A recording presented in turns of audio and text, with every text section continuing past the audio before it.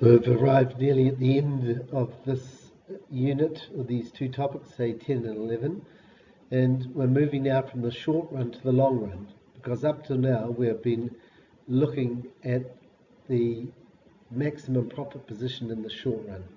Remember, the short run is where at least one resource or input is fixed, it's not available to the firm. The long run, remember, is where all resources or inputs are variable, and the business can choose to continue or to try and produce some other good. So let's have a look at perfect competition first. Equilibrium of the firm. For a perfect competitor, we know this is a perfect competitor because the demand curve is perfectly elastic or horizontal, and that tells us that the seller is a price taker. So what we're looking at is perfect competition in the long run. And the long run equilibrium position, where MC equals MR, the output all sellers will finally finish at is QLR. Why there? Because all sellers make normal profit. The reason this happens is because, remember, one of the requirements for perfect competition is that there cannot be any barriers to enter the market or to leave the market. And this facilitates, this means that sellers are free to enter the market or leave. So all sellers are price takers, remember, and all sellers will make normal profit in the long run. There are no barriers to enter or exit the market. If individual sellers making supernormal profit, what will happen is new sellers will want to enter the market and also earn these profits. However, this will increase market supply and the market price will fall until all sellers make normal profit. So let's have a look at the process in the next slide of how this happens. So remember, all individual sellers make normal profits in the long run for perfectly competitive firms because there are no barriers to enter or exit. So what happens, for example, when sellers are making supernormal profit in the short run? So we go to the profit maximizing quantity where MC equals MR, and we see that at the short run output, the seller is making supernormal profit.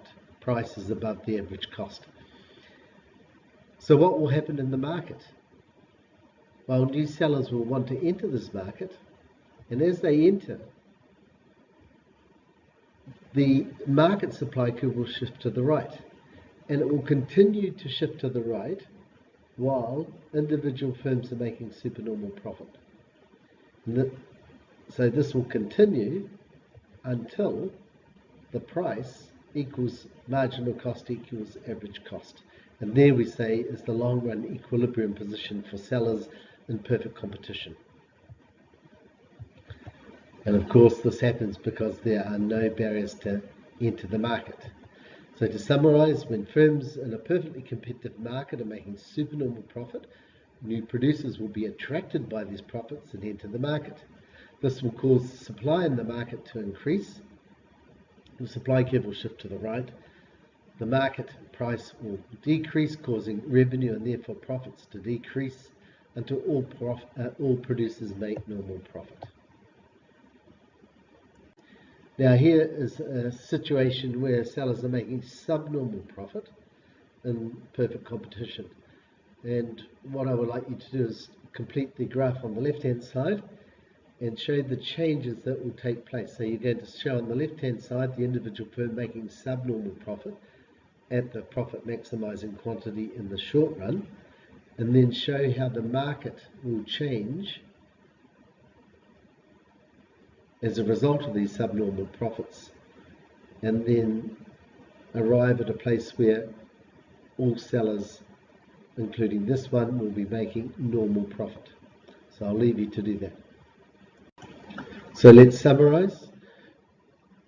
Where sellers are making supernormal profit, that above normal profit will attract new producers wanting to gain a share of the profitable market, and so they'll enter.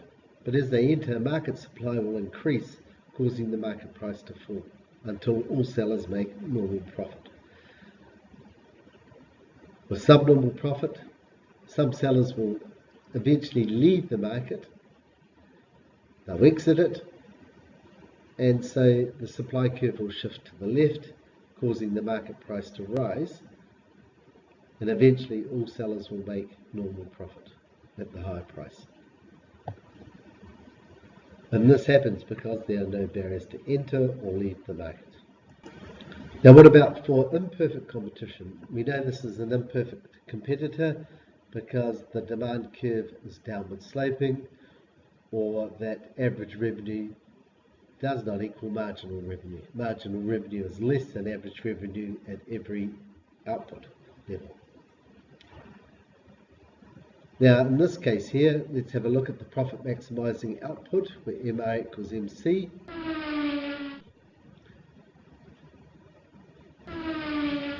There's the quantity, there's the price, there's the average cost of producing that quantity, and there is supernormal profit. Well, in imperfect competition like monopoly, will these sellers continue to make supernormal profit in the long run? Well, the answer is yes, because there are strong barriers to enter these markets. Remember, a monopoly often is a monopoly because it's hard to get in. There are copyright laws or high capital costs, things that make it very difficult for other sellers to get into a market that's profitable. So we say in imperfect competition, particularly with monopolies, oligopolies, duopolies, that there are strong barriers to enter. So if sellers are making supernormal profit, they'll continue to make supernormal profit in the long run.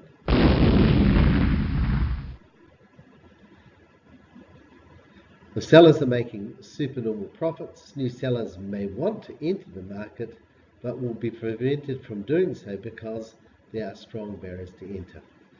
Therefore, prices will remain high and sellers will continue to make supernormal profit. Once again, don't hesitate to look at these links by Stephen King from Monash University if you want to deepen your understanding of the graphical models. It takes you beyond the examination questions that you will be tested with, but they will give you better understanding of the graphical models. Right, we've arrived at the last part of this unit, and this is to look at wherever we have imperfect competition, we will have deadweight loss. It's only when a market is perfectly competitive will a market achieve allocative efficiency. So now what we're going to do is model this imperfection, this deadweight loss, this loss of allocative efficiency in our graphical model. So what we have in a market is, of course, we have a supply curve, or the marginal cost curve, and we have a demand curve, the average revenue curve.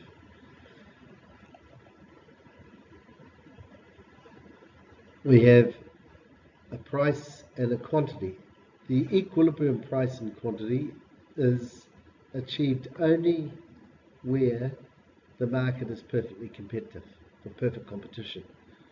Now, you didn't know this, but all the time we have been drawing these graphs, we've assumed that markets are perfectly competitive. But what if they're not perfectly competitive? Like we've seen in the case of a monopoly, in fact, the monopoly wants to maximize profit. And the monopoly will not maximize profit at P perfect, Q perfect. It will maximize profits where marginal revenue equals marginal cost. So it will choose QMP as its quantity to produce that. And therefore, the price will be higher than if it was a perfectly competitive market. So we can see that consumer surplus is going to decrease because the price is higher, and producer surplus will increase because of the higher prices, but there will be a loss of consumer surplus and producer surplus that is not transferred to other parties. And of course, this is known as deadweight loss.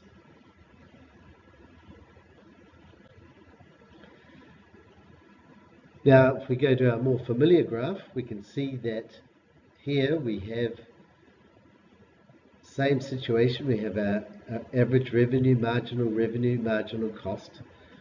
And to maximize profit, the monopolist will choose the intersection point of marginal revenue and marginal cost to maximize profit. That's the price he'll charge.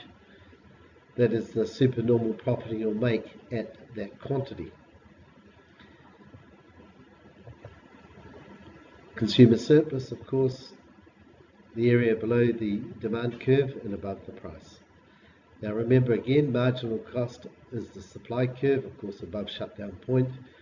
Average revenue, demand curve. So that area there, that triangle represents our deadweight loss, as you can see, very similar to the previous graph, just a little bit more familiar in the way it's presented. If the firm was perfectly competitive, the price would be lower, and we say that the monopolist price is too high, it's overpriced, and therefore the quantity the monopoly chooses is underproduced. To achieve allocative efficiency, the price has to be PAE, and the quantity produced will be larger at QAE to reach allocative efficiency. But of course the monopolist will not decrease the price, because his role, his aim is to maximize profit, not to allocate resources efficiently. So here's our first example in section A that is taking us into section B of where the government is needed to regulate the price to achieve allocative efficiency. Because the market is imperfect, it's a monopoly, it has to be regulated by the government if we want to maximize welfare or efficiency. So we now say, when we move into section B as we approach, that in fact we're aiming for social equilibrium, the socially optimum point, which is where resources are allocated.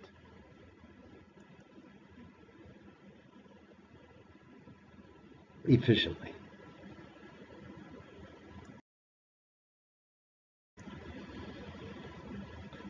Remember, these extended writing paragraphs are really the content structure of writing an economics essay, and they've been broken down into sort of 10-mark parts. And remember, we always are looking for a definition, a suitable graph, fully labelled, and then use the graph to explain the concept or answer the question. So if you want to try this and submit one to me for me to give some comments, please do not hesitate to do so. Here's an exercise to complete where you can do the calculations of costs, but then with the information knowing that market price is $660 and that he's a seller operating in perfect competition, you should be able to determine the missing values. So I'll leave that to you.